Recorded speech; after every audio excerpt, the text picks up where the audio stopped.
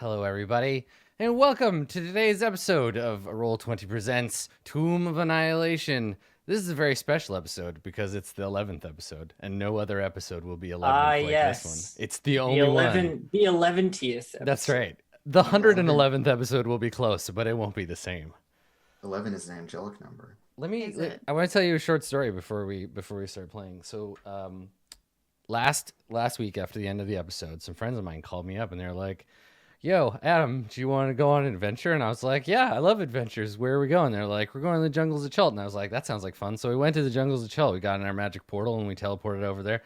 And we were in Port Nyanzara. And my friend's like, "Adam, do you want to come out in the jungle?" And I was like, "Sure, why not? Let's go check out the jungle." And then we got into the jungle and they're like, "We're going to have a contest." And I was like, "Ooh, I love contests. What kind of contest is it?" And they were like, "It's a drinking contest." And I was like, "I know how to put them away. What are we drinking?" And they're like, "River water." And I was like, "River water drinking contest, no problem." So I spent most of the week having throat leeches, but I feel much better now. I finally made my constitution saved, and we're good. Did you win the contest? You know, that's the kind of contest no one can win. There's no winners. Yeah, that's right. I wish you great luck recovering from those throat leeches fully. It reminded me that this is a thing that I think we always forget when we play games like D&D, that for us to be like, you spend 8 hours of the day walking through the jungle. It's easy. It's easy for us to elide that. Yeah. But walking through the jungle for 8 hours a day sucks. totally fucking sucks. Well, let's all be happy that we're not adventurers, because while pretending to be an adventurer... Speak for yourself. Whoa, damn, whoa. Look at the wizard's lab that Elf finds herself in this week. Yeah. That's right. Full of ancient artifacts called compact discs. Yeah, with like a laundry rack behind me there. It really does look. Discs. Yeah, it really looks like you're coming to us from like a college radio station. It's my dad's office. Yeah. Coming to us live from CEL Radio. It's Ishi Snaggletooth. Yeah, I'm in Montreal this week. I am so glad that we get to play. I was totally me too. laid up all week, feeling miserable, and I've found that I have about 4 or 5 hours of energy on any given day right now while I'm recovering. So I'm gonna use it. I'm gonna use it on this. This is it. Yeah, get ready to piss it all away on. Pissing it away on you nerds. So before we get started, for anyone who might not have tuned in before, anyone who might be joining these lovely nerds for the first time. Let's do the quick race, class, subclass rundown. Distracted Elf playing today. Ishi Snaggletooth, tell us about your character. Yes, hello. I will be playing Ishi Snaggletooth, the Kobold Fighter Battlemaster, level 4. Excellent, thank Or you. no, level 3. Look, it's Are we level 3? aspirationally level 4. Level 4 in like 20 XP, god damn it. Typical kobold. I'm level 4. You're level 3 and 3/4. I'm not sure Like that when you ask little kids how old they are, and they're In the window below, everybody's favorite kobold, it's the taciturn furbolg, who we're all seriously terrified of. Andrew, as well you should be. Andrew playing our furbolg friend. Tell us about your character. It's Little Fox. She is a level 3 barbarian of the currently a bear totem barbarian. Yes, and we've made the poetry layer adjustment. Yeah. And she's friend to all animals, and she's 8 foot tall, and will tear your arms off and beat you to death with them, that kind of thing. Friend to animals, enemy to everyone else. Excellent. Bringing up the magical side of the table. We got down below. Dave T. Human playing our sorcerer. Tell us about your character, Dave.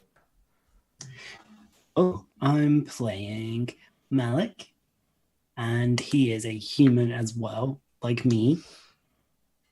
But he's a sorcerer, not like me. And he has a draconic heritage. That's where he gets his powers, from brass dragons, somewhere way back in the history film. Nice. Yeah. Cool. And then rounding out our party of misbegotten goons, the only character more interesting than a jar of infinite mayonnaise. It's Arcturus, whose last name I'm still no good at pronouncing. Tell us about your character, Luja. Like, it's not that hard. I know, but every time I try to pronounce it, I just Vuvaxath. yeah, like the big horn they play at soccer games. I'm sorry, football games.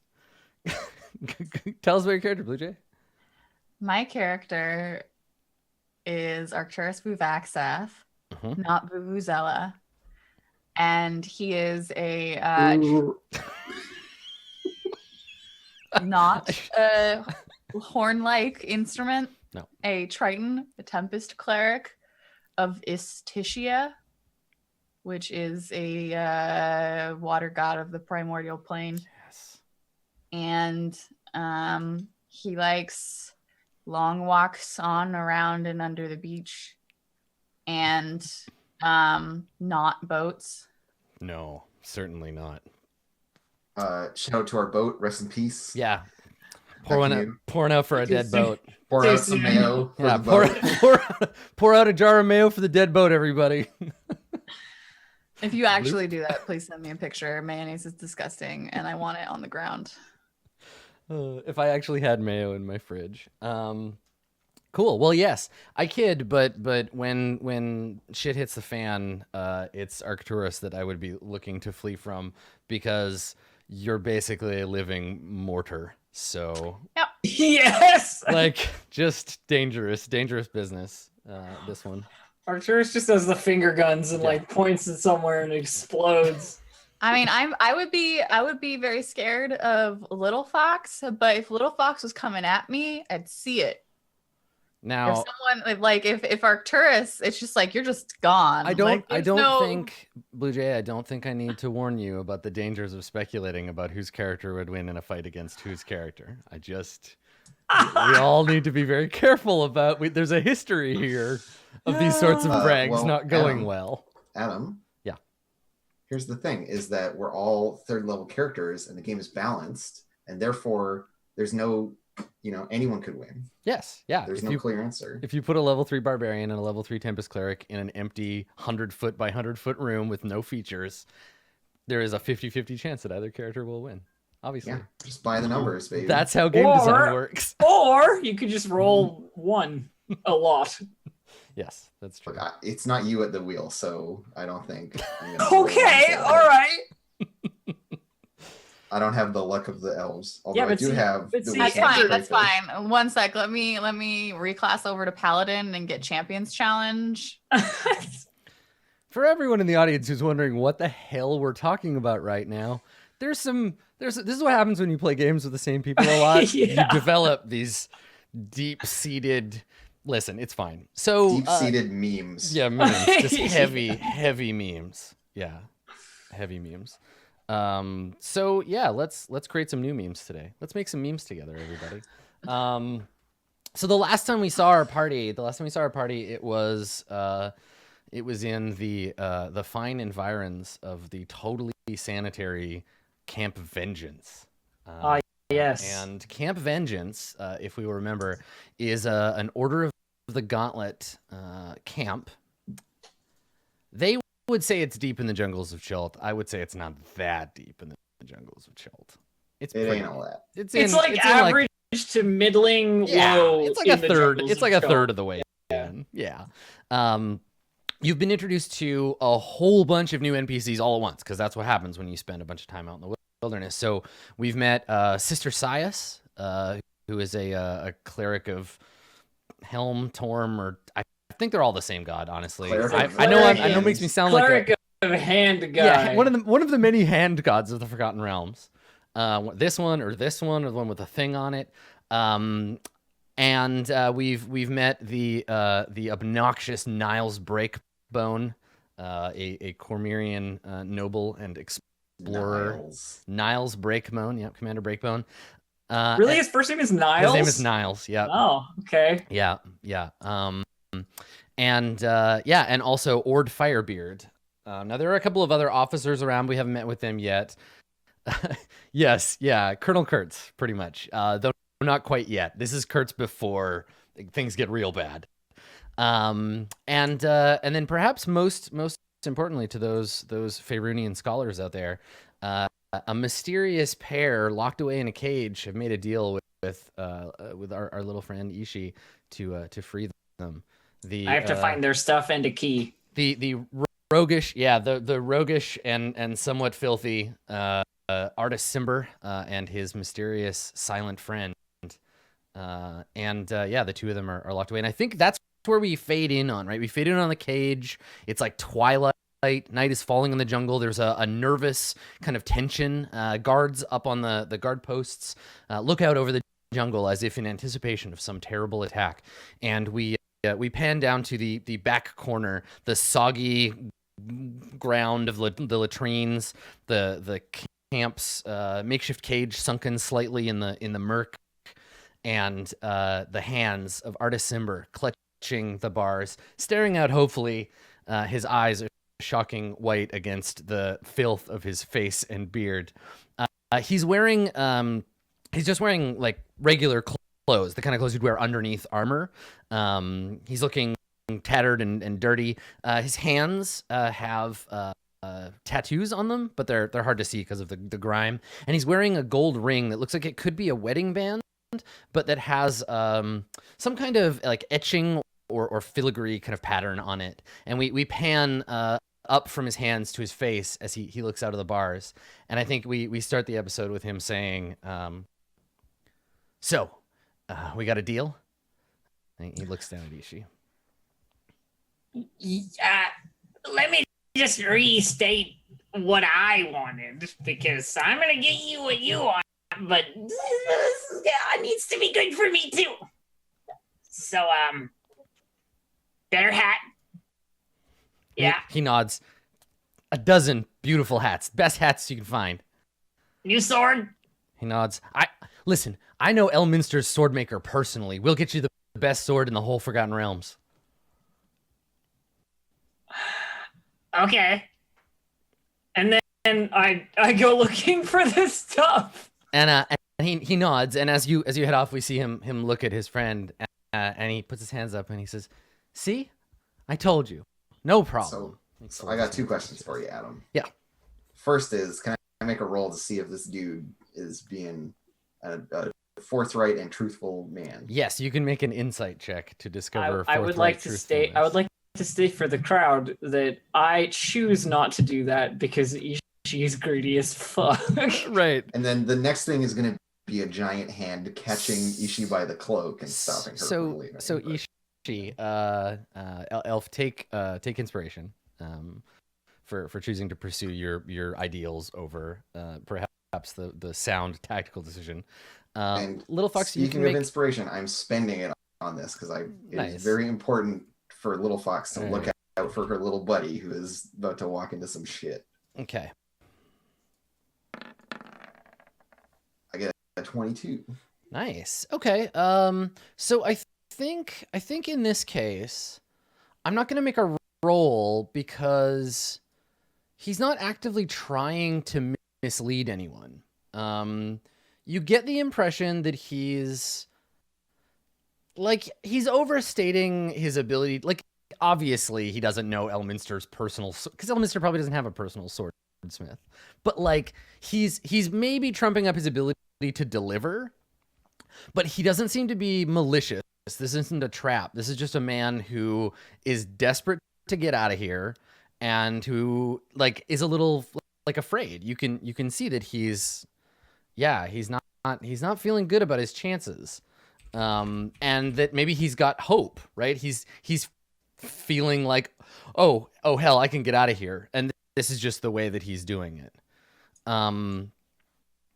You notice while you're observing this that the creature that's with Artis has turned its attention on you and is basically doing the same thing.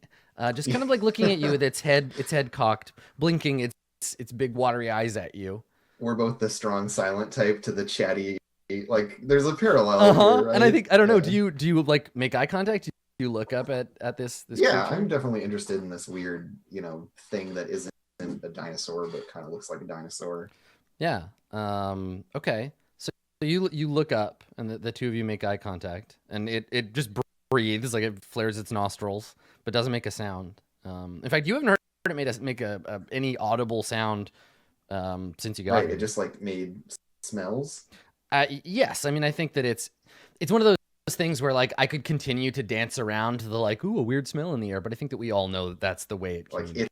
it's making smells, and he keeps being like, "No, not now, buddy." Like, Yeah, right, and yeah, telling yeah. it to not. Exactly. So as an audience, we're all familiar with that being the thing, but the characters, you can all decide whether your character knows that's what's going on or not. I mean, That's totally your call. Little Fox is very, in tune with her senses, and would definitely like smell things because she can smell magic. Right, that's how she detects magic. Yeah. So yeah, yeah. So I like look at this thing, and I kind of like. She's not very trusting of strangers, Little Fox. So yeah, this like big hand just like grabs Ishi's cloak and kind of like hauls her backwards while she's trying to walk away. I just need to find a key. I'm not gonna get it yet. And then I like turn you around and like kneel down so I'm at your level. Mhm. If you steal from these people, everyone ends up in the cage. You're missing one very important part of that equation. And that's that if I steal unsuccessfully from these people, then we all end up in the cage. But if I steal successfully, then we get this guy out. And then what? And then I get... And I like, she like gestures to like the wall, the guards, the whole like, if they're out of the cage, then what, right? He said that he can handle himself once he has his stuff. Plus, I don't really like these people. I don't either. So why are we arguing? If he can handle himself with his stuff, why is he in the cage? Maybe they caught him napping. And she just, gives you that incredulous look of like, come on. Yeah, so I think while the two of you are kind of like off in a shadowy corner, whispering about this, we cut over to Malik. Malik, where are you? Are you with Arcturus helping with the sick, or are you doing something else? What are you up to? Because everybody else seems to have like an operation to accomplish, but Yeah, I'm no good at medicine at all, so I probably wouldn't be of assistance there. Mm-hmm. So what I'm probably doing is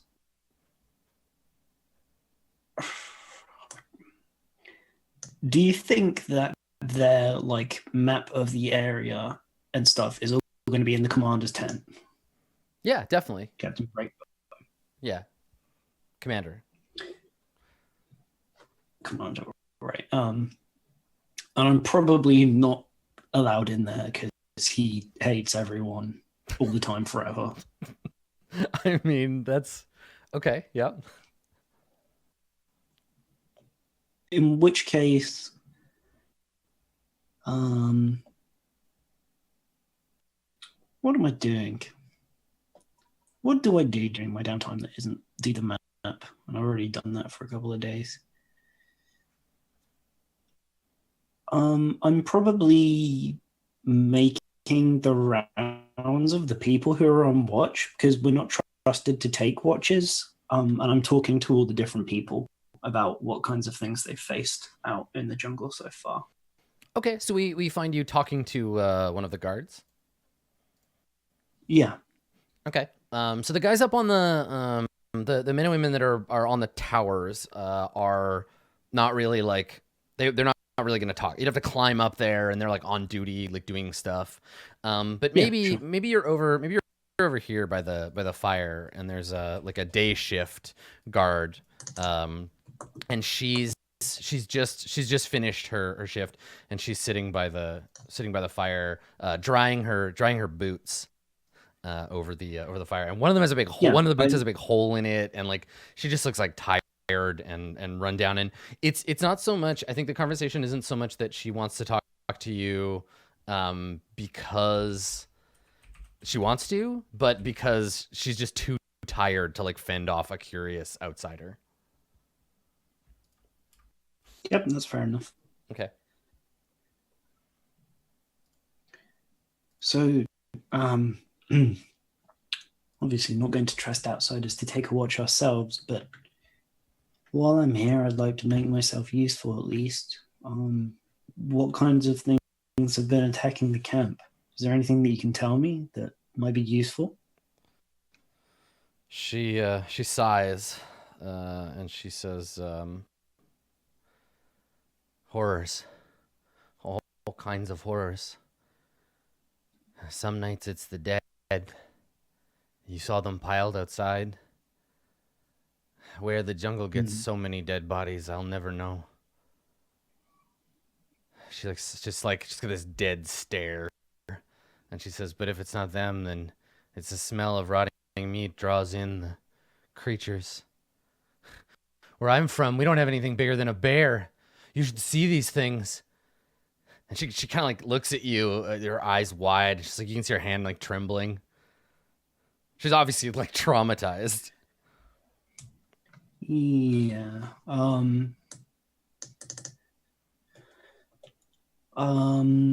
Yeah, I'd like to try and calm her down. I think I say, well, you're not going to be stuck out here forever. Despite what's happened before, we know you're here. We'll try and get word back when we visit the port. See if they can't relieve you of this. But for the time being, I can probably do something about that smell. That's something I could help with. And she just kind of blinks at you. She says, I mean, I'd given up hope going anywhere. I thought I was going to die here. I mean, I think we all, she like looks around and then like gets quiet. I think we all think that already. I mean, Commander Breakbone, he keeps saying that reinforcements are coming, and she just shakes her head. Just like stares into the fire. Yes. Well, anyway, I shouldn't talk to you about that. No, let's see. Here, just give me those for a second. And I just like take the boots that she's trying and the rest of her clothes. I take a minute to like tidy her up a bit, prestidigitate most of the water out that I can. Like make it so that the things aren't quite as like ripe and gross smelling for the time being. We'll get back that way, especially since she's got holes in those boots and that, but I'm gonna help for now. Okay. Why don't you make a persuasion roll? Okie dokie. And how'd you do? Let's see. Yeah, 11. Okay. So I think, yeah. I mean, I think you do some magic to help, and you like dry her boots or whatever you said.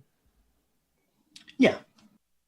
And she looks at them and she takes them away from the fire and looks at you and she says, then we've got this kind of like, it's getting dark and the fire is illuminating her face, her kind of like hollow, like she's obviously malnourished, just this hollow effect. And she looks at you and she says, I don't mean to seem ungrateful, but I'm just going to have to go back out into the jungle again tomorrow. And she like pulls her boots on and stands up and she says, you should leave this place while you still can. And turns and heads off towards the tents.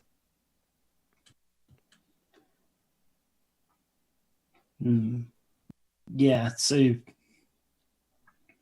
with kind of like a frustrated, like helpless look, Malik's just like looking into the fire as she leaves. But that's probably all Okay. he can do for now. So, meanwhile, Arcturus, are you in the medical tent? Yeah, I'm doing as much as I can to help take some of the load off of this, like obviously overworked also woman, and try and tend to any of her patients. You said there were like 10 people. I think that like Arcturus isn't a doctor, but he is a healer and he's been trained in medicine. So there's an amount of just like general like cleanup and making things more sanitary, because she probably hasn't had time to handle that. And that's one of the ways that diseases are spread, is just through things being like shitty and horrible and gross. From a religious perspective too, like all of this stagnant still, like this is killing water, not healing water. This is like Istitia would be like, yo, you were mistreating this pond situation. Well, yeah, and like that's why I had talked to Ishii about trying to get it so that the water wouldn't pool up and still. And I have create or destroy water, which can destroy 10 gallons of standing water, of any kind of water. So I would definitely use that because I don't have my lesser restoration prepared today, but I can use that. So it sounds like maybe instead of doing like healing stuff, you're out looking at the standing water situation, the sanitation situation in here. Well, I don't have lesser restoration prepared right now. So it would be like just basic, like if there's any like wrapping things with gauze, just medicine check work, which I think we already did a medicine check. Yeah, before. You got that. And then like after that, it would be taking care of the standing water. Okay. And, make a survival check to kind of get an idea of what the deal is in this place, like why it's like this. 12. 12. So it seems like the like body heat and like the people being in this fairly small place is attracting insects from elsewhere. Like you notice that the insects are not they don't seem to be like, you don't see a lot of like eggs or whatever. Like they seem to be coming here from some other place. And maybe you see in the kind of night sky, you see a cloud of them kind of approaching. And the way they've dug out the fortifications and the fact that it rains so much, you can see that Niles or whoever was in charge of fortifying this place does not have the right kind of understanding. Like this would be a fine camp in a drier terrain, but they've prioritized the defenses over like drainage, and you can't really see a way to not like make that, like you could dig ditches for the water to get out, but it would undermine the wall basically. Like you could make it so that things could drain, but it would also make it so that people could get in. Yeah, it would create weak points for sure. But I think that when I see what you said about like the insects coming from elsewhere, they're not like being born here. I would probably remember that Malik has been applying some insect repellent over and over again. And probably see if I can search him out and like ask to look at a pot of it and see what it's got in it and see if there would be a way for these people to make something like that. Okay. Yeah, Malik, you and Arcturus like find each other sort of mid camp somewhere. Yeah, and I'll be like, Malik, I was looking for you. You that smelly the stuff you've been putting on that you say makes the insects go away. Do you know what's in it? I remember that I knew that it was effective because I made a check when I bought it. Does anybody have how much? I mean, to find out what's in it, does anybody have proficiency with the alchemy toolkit? No, I don't. I have not yet picked my artisan's toolkit for student of war. I don't know if alchemy is an artisan's toolkit. But... No, it isn't. Artisan, it's Aw. a separate one. Artisan is like for making things. It's like a separate toolkit. Oh, that's useless. Oh no, art. Damn it, art. What is Ishi gonna do with the art? Eat it, I guess. Anyway, so I think Malik, without like, you could guess, but you wouldn't be able to know specifically necessarily. Would you mind terribly if I maybe took a little bit to see if someone else around here could figure out what it's made of? It might be very helpful in, you know, them all not dying of malaria or something else. Super malaria. Sure. Yeah, if that'll work, let me give you a use of that. And I do. Right. Okay. And then I would like take it like on, like, I don't know, in a little piece of wax paper or something, torn out of my journal, and take it to the lady that I was helping, maybe, or someone else. Sister Sias. Yeah. Okay. Yeah, you head back to the tent, and you see her helping someone. She's like mopping someone's forehead with a dirty cloth, and she sees you. Sister Sias, if I could have just a moment, I know you're quite busy, but this could help these people, perhaps. I'm going to keep working. You can talk to me if you want. Of course. Do you have you heard? And he holds out the paper, and it's got like this, like, very smelly. Yeah, she like wrinkles her nose. She's like, "Oh, what is that?" It's a insect repellent that we purchased in Nyanzaru, and it has been very effective in keeping our human party members insect free. It seems that one of the reasons perhaps that these men and women have been falling ill is because of the insect problem in the jungle. Do you know of anyone around here that might be able to figure out what this is made of and maybe make some more of it for you? She doesn't even look at you while you're talking, because she's like comforting someone. There's this guy who like is obviously really sick, and she's like, "Shh, there, it's all right." And I'm like, you know, talking to him, and then she looks over her shoulder for a second at you, and she says, "Oh, you don't have any more of it?" Not I. You know, I don't. Scales, you know, it's fine. Because, you know, there are a lot of men and women here who, unless you have another 50 pounds of that stuff, we just don't have time to be. I know you're just trying to help. And she like, the person she's talking to is like passed out or fallen asleep, and she stands up and like wipes her hands off on her apron and looks at you, looks at the stuff, and let me see if she has any appropriate skill. But yeah, no, not really. She's like a magic-y priest, not a alchemist. Yeah, I think she looks at it and she says, we just don't have anyone that can do anything like that. We don't have a lot of use for alchemists in the order, at least not out here. I mean, maybe in the fortresses up north, but Right. Supply chain is supposed to take care of these things. If we need insect repellent, it comes from Nyanzaru. But And you said that the men that you've sent have not returned or replied in any way. she shrugs. I don't want to think they're deserters, so it's easier for everyone to just believe the jungle took them. At least they're with Helm now.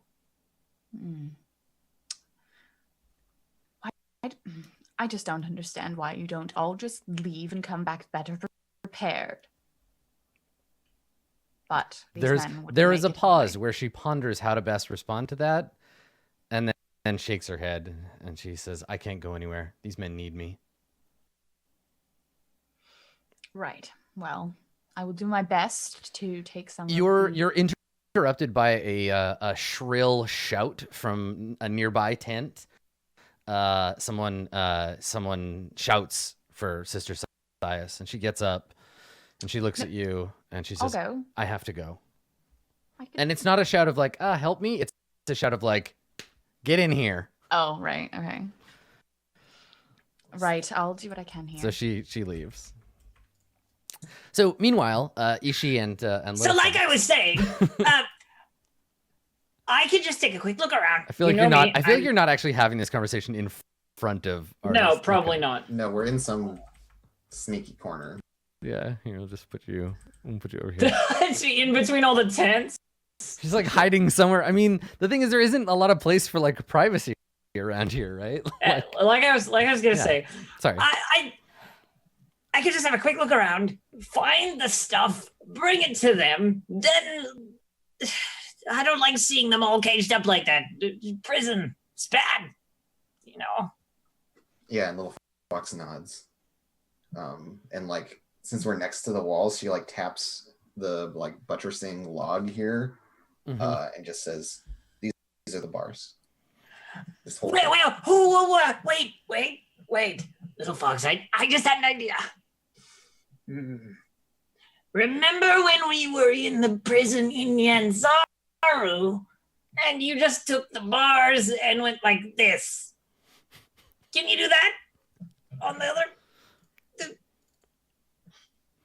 Yeah, and there's like the like big shouldered shrug.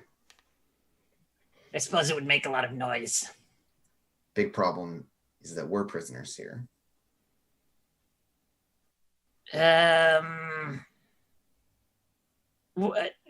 Wait, what? No.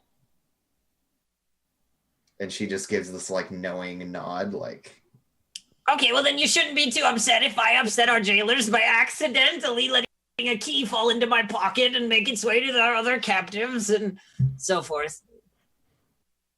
And I don't understand why you're trying to stop me. and she like sighs because she's just running out of energy to like argue with. And just says, "Fine, you go, I'll follow." I'm not going to be able to sneak around very well with your big tromping feet. I mean, they're nice, but they're big. And I turn into looking like one of the locals using my disguise self. Oh, nice. Ooh. So you wanna make yourself look like a downtrodden member of the Order of the Gauntlet? Yeah, like a specific one that I've seen already. Just doppelgangering someone.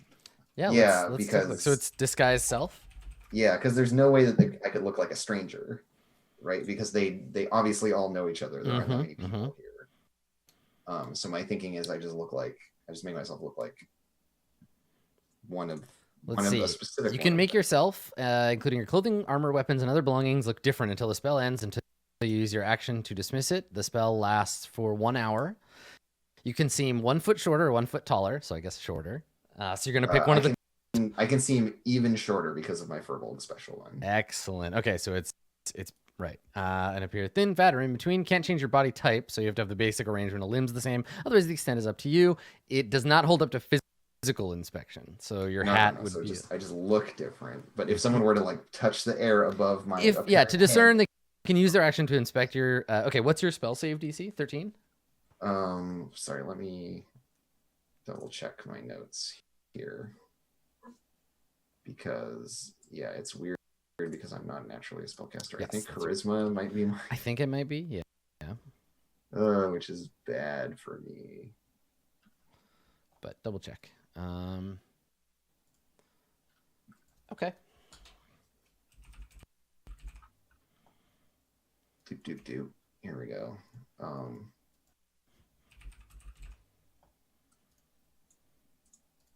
Using wisdom. Oh no, uses wisdom. Oh, so it's fantastic. Actually, it's quite good. Mine is 15. 15 then. Okay, so All right. I have a +3 bonus. Okay. no. So, you are now suddenly disguised as a soldier. So sorry, yeah, my DC is 13, right? Because it's 8 plus proficiency plus. Yeah. Right. Yeah, not 10. Yeah. Okay. Yeah. 13. So as we said. Okay. So yeah, I look like one of the soldiers. Yep. And I'll kind of work with Ishi to try to steal shit. Okay, yep, that'll work. First place to check. What was the sergeant's name with the beard? He doesn't have a beard. Or the mutton chops. Yeah, his name is Ord. Ord Firebeard, I think was his name. So we should find out where he's sleeping, because I don't know that the commander would have the key, like, himself to the prison. It seems like he starts like pushing you along. He seems like the kind of guy who, hey, fine, okay, we'll just go. Okay, so where do you go? What are you gonna do? I check tents for Ord Firebeard. Okay, so you're just poking your head into people's tents? Pretty much, yeah. Okay, that's very rude. I can do it stealthily. Yeah, sure. Let's do that. Go ahead and roll stealth. I'm gonna spend my inspiration on being stealth. Okay. Hey! All right, you were like a ninja. You were like a tiny ninja in the night. And yeah, no one notices you poking your head into their tents. I'm keeping my eye out for keys or like belongings or Ord Firebeard. Yes, you find Ord Firebeard. He's asleep. All of these tents have like 2 or 3 people in them. They don't have enough tents for. I guess a lot of the people are jammed into the other tents, but it looks like. Luckily, everyone's sick. Exactly, everyone's in the sick tents. So there's only like 2, basically two per people at a time, and they sleep in rotation. And Ord is just like he's in his tent, and you hear him snoring away, and he's just like lying there. He's just nightshirt on, his sword up on. If I were to creep into such a tent to get a closer look at Ord while he's sleeping, is there like a key on his belt or like? So he's lying on his back, and he's just snoring away.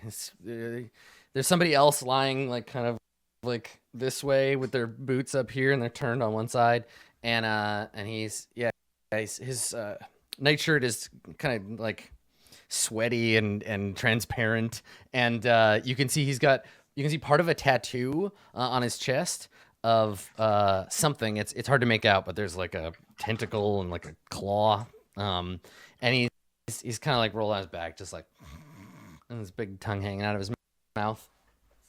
And he's sleeping kind of on top of his pack, and then his sword is lying next to him. But you got a great stealth, so chances are very low you're gonna wake him up. I'm gonna try and like. I'm just making the educated guess that this guy's gonna be the one with the key, but I don't know for sure. So I don't really want to disturb him if I can avoid it. I mean, you want to go through his stuff? Yeah, that's kind of what I want to do. Okay, all right.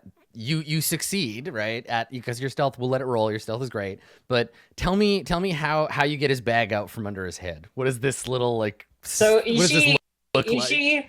Ishi takes off her cloak and like balls it up into like a little ball, and then does like an Indiana Jones like pack cloak balls. While like holding his head up. So I think at one point he rolls over and he's just like, meh, and he reaches out with one arm and like grabs you and pulls you up against him and like rolls over and holds on to you. Oh no! And he's like, and like rubs his face against you and like mumbles something in Dwarvish.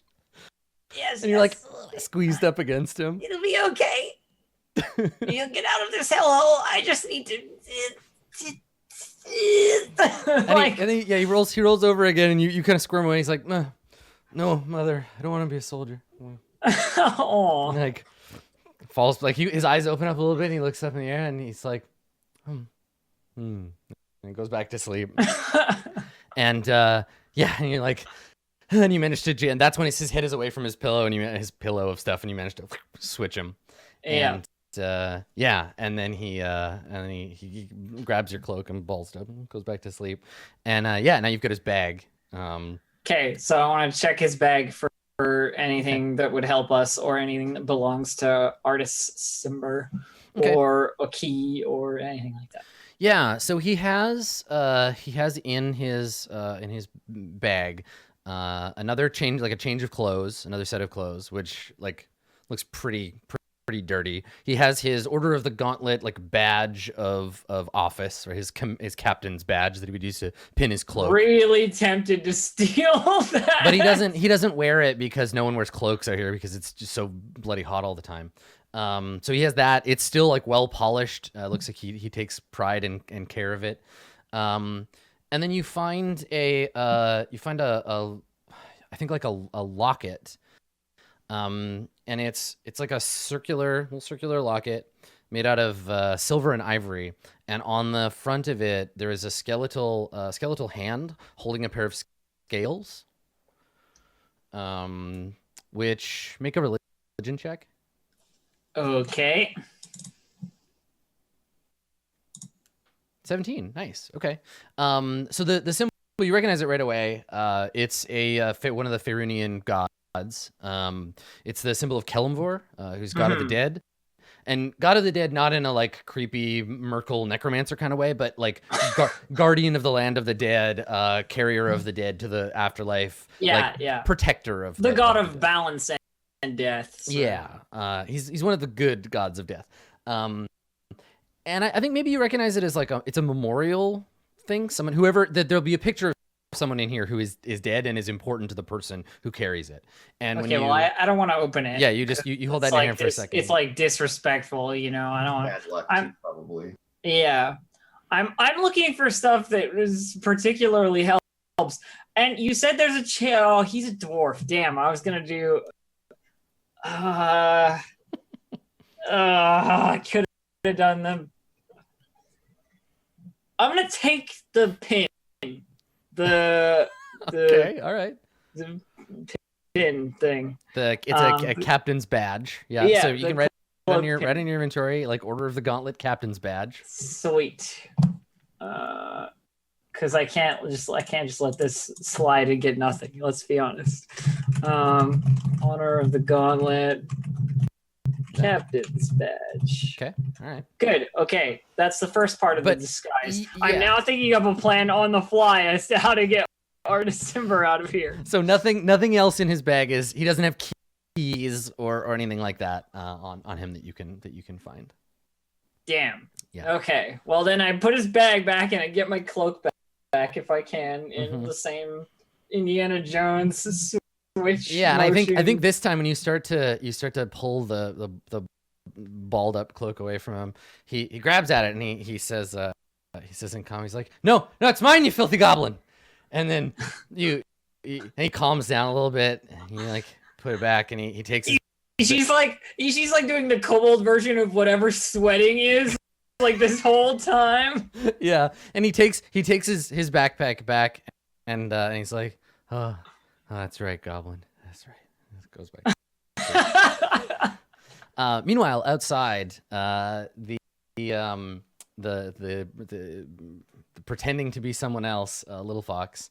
There is you see another guard approaching. He's like, she's walking up towards you from the fire.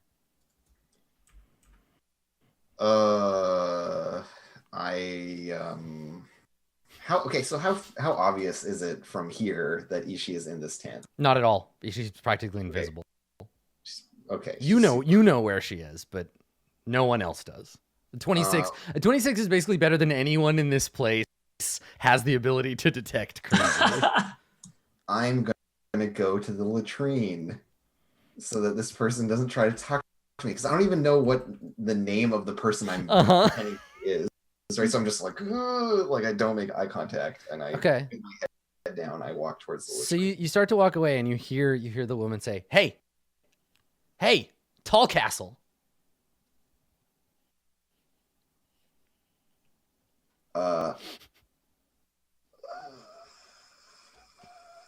I run into the latrine. I turn and I look and I just like shake my head and clutching my nether regions run to the latrine. It's like, "Ugh, gotta go." Yeah. Okay, so you run and shut yourself in one of these latrines. Yeah. All right. So you hear outside, you hear the woman say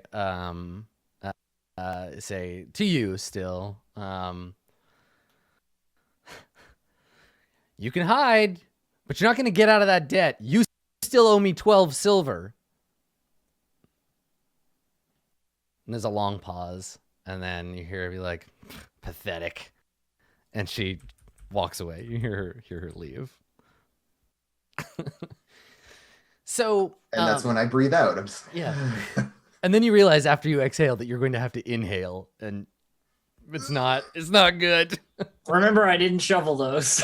Yeah, it's. I just like cover my face with my hands and like try to breathe through that, you know. And I think you hear outside as we fade to the next scene. You hear Artis say to his friend, you hear him be like, "Huh, well, these sort of the Gauntlet folks are braver than they look." And yeah, and then we fade over. And Malik, like I think that you've been cornered by Commander Breakbone. I think actually he would have sent for you. A guard went and got you and was like, Commander Breakbone wants to see you. This is gonna be fun. Good. Would you? Yeah, you would have gone along. Yeah. Happy to. Okay, so you get brought into the commander's tent, which we haven't seen the inside of yet. So there's a cot off to one side that doesn't look like it gets used much. There's a big table with a map of the local area of Chult, which is to say Port Nyanzaru, Fort Righteous, or whatever, Camp Righteous, and then Camp Vengeance, right, in order. And then basically nothing else. They don't really know much else about the jungle. So there's the map. There is a tiny little stone shrine to Tyr, the one-handed god of justice. There's a couple of swords, and then in the corner of the room, you see a big pile of what your adventurer senses immediately tingle to let you know that, like, yo, that's loot. That is like hella loot. Would you like me to describe the pile to you? Is there literally a loot there? No, there's no literal loot. Gosh. I mean, yes. Okay, all right. I mean, so Malik doesn't want to know, but I do. yeah, so Malik would notice. So there's a big pile of like, there's two backpacks, two well-worn backpacks. They do not look like standard issue like explorer packs that these folks would have been carrying around. So there are these two backpacks, and they're still relatively full. You can see that there are like jugs, like water jugs netted to the side of them. These are the backpacks of people who have been intended to set out into the jungle on an expedition. There is a captives suits. Yeah, there's a longbow. There is a quiver of arrows. There is, I think the things that are most interesting to you though is there is a big ass two-handed sword. Like it's like, you know, 1.5 feet, 2 feet wide, the blade. It's a good 6 feet tall, handle, you know, long enough to hold. And it's in this beautiful, like dragon scale looking like scabbard, with like stones inlaid into it. And I'm playing a sorcerer, Adam. You can't do this to me. You know who could wield that, Dave? Yeah. So this beautiful two-handed sword. There's also a dagger, and the dagger is hanging from a weapon belt that's been hooked over the sword. So you see the two of them hanging together. And the dagger, similarly, it's like a long knife. When we think of daggers in D&D, we sometimes think of like little bladed things, but you know, this is like dirk. It's like a long, like duelist's like dagger. And its scabbard is illustrated to look like pages of a book. So it's like over overlaid with all of these little scrawls and scribbles, and then the handle of the dagger is wrapped in what looks like red silk ribbon that like trails a bit off the end of the end of the handle, and then there's a big clear gemstone at its pommel, and you see this little pile of stuff in the back corner, and you as you walk in, you see Breakbone, you see Sister Sias there as well. Yes. You sent for me? I did. You're responsible for those other three, the demi-humans you're with? I like to think I'm the most responsible, yes. Good. Good. Everyone needs to have a solid commander. I've been speaking with Sister Sias. She says that the blue one has some skill with medicine. Its primitive god gives it some degree of healing power.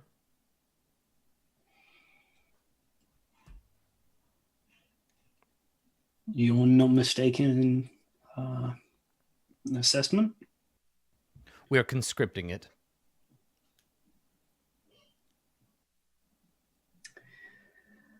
I had a bad feeling this is what this is going to be about.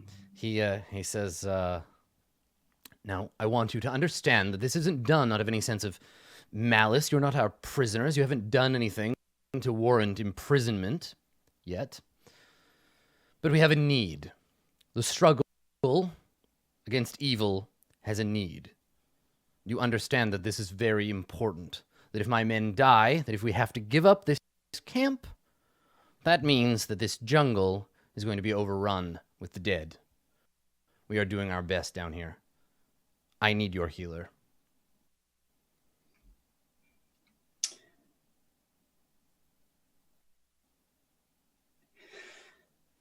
There are many things that this camp needs.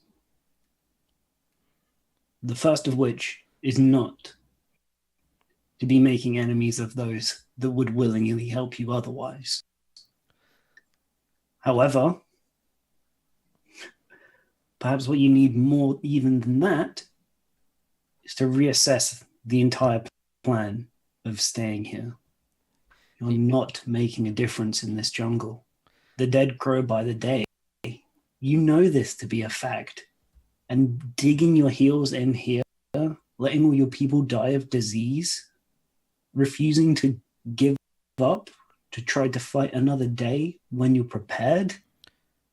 He scowls and he shakes his head and he says, I've been in this jungle longer than you can imagine. I know its spirit. I refuse to be broken by it. I won't give up. I won't surrender to this primitive place. The gods have seen fit to deliver the four of you to me, and I am going to use you to accomplish my goals. You do want to help, don't you, boy? And he like grabs your arm. He says, you're here to fight the good fight with me? And it's not a question. Sister Sias looks very nervous. Nervous and exhausted, but mostly nervous. You know, it's been a long time since I've asked myself why I'm here. Though I don't suspect that you particularly care about my actual answer, do you? He shakes his head.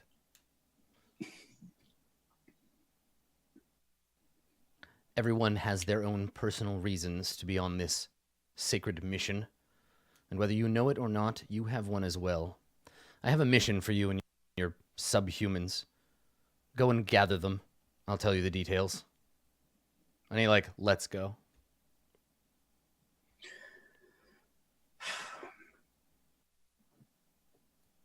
I've told you before, I'm willing to help if I can, but we're going to have to come to some sort of arrangement. He nods and he says, perform admirably, and you will be treated with respect. Fail, and the jungle will take you, and I'll wait for the gods to give me a different salvation. Now go and get your friends. You're dismissed.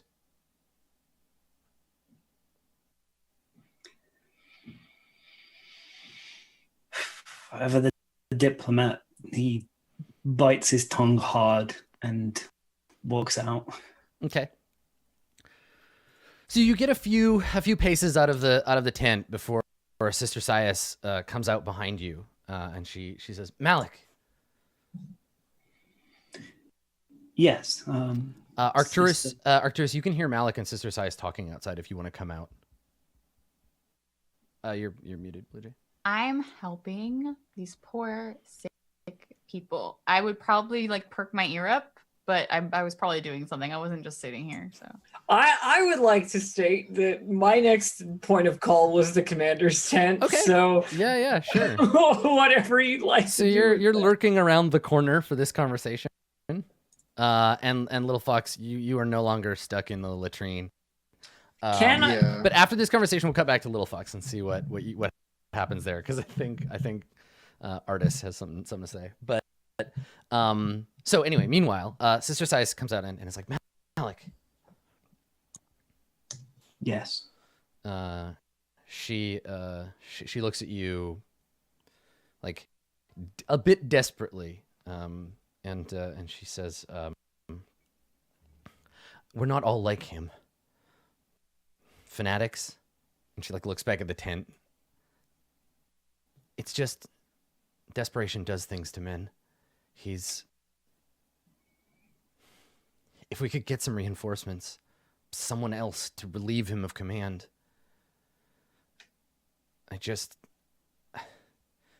People are dying. I don't know what to do, and there was nearly a mutiny the last time there were outsiders here. It was all that the captains and I could do to convince him to just lock them up instead of having them executed. We don't have the morale to go through that again. Please. And it's like the please doesn't come with a specific like request. Just like, please don't make this worse. Mutiny is the only way. Must be mutiny. I mean,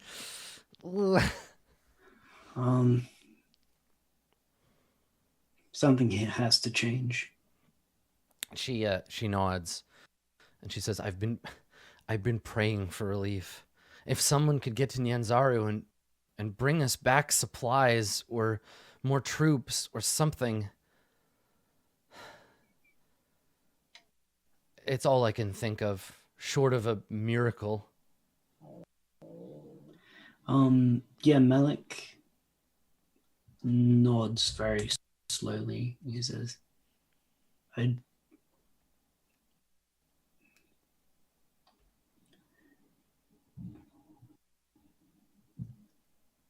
know what it's like to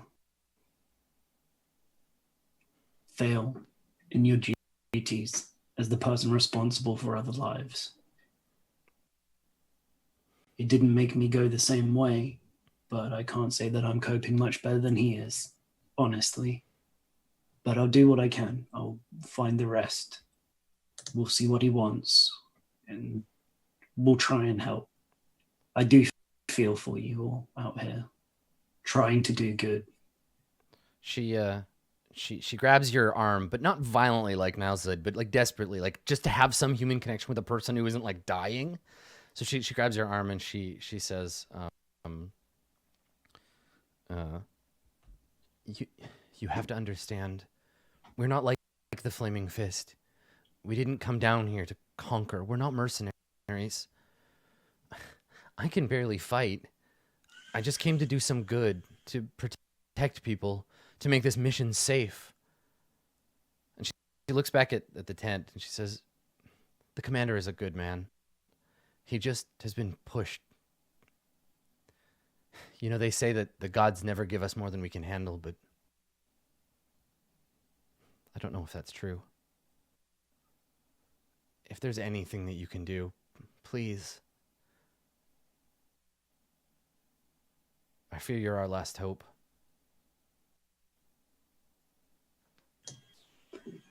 Yeah, he like turns to look at her very solemnly,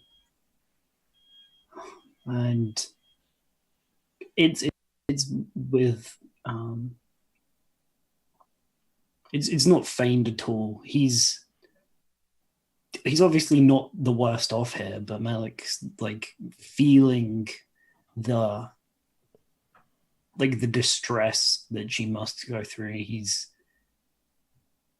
like the oppressiveness of the entire situation. There's no right way to fix this. Right. Like they're in a horrible place. They don't have enough supplies. The chain of command is binding them to this place.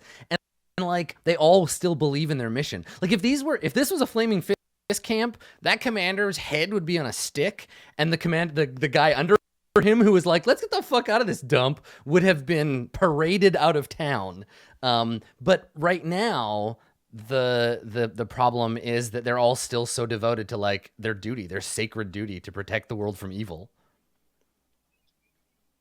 Yeah. And I guess it's with that like sad realization that he says, we won't leave you out here. Whatever else happens, I couldn't let this situation stay as it is. That's all I can promise. She says, gather your friends quickly. The commander's not a patient man. I feel like at some point during this conversation, I'm getting into this tent somehow. Like whether it's like cutting. You want to just go in there? He's still in the tent. I know. Okay, I'm just saying it's going to be very, very difficult for you to cut a hole in the tent and go in while he's still in there. Like you know well enough that if you could lure him away and sneak in, that's much smarter. Listen, somewhere. The force ghost of Little Fox is like, don't fucking do it. Every actual rogue PC ever telling him, no. Yo, you think it's gonna be bad when he catches you stealing stuff? Wait till Little Fox catches you stealing stuff from in there. Okay, well maybe I don't cut a hole in it, but I gotta get in there to like. Yeah. Like I'm not super aware of the rest of this crap going on. I'm on my own mission here. So maybe when Sister Sias is like, gather your friends quickly, he's not a patient man, and we cut back to you looking at the tent like, maybe I can cut a hole in this thing. We'll take our first break here, and we'll come back and we'll get the whole gang together, and you can talk about what the plan is. So cool. All right, stick around, everybody. We have plenty more episode coming at you right after this.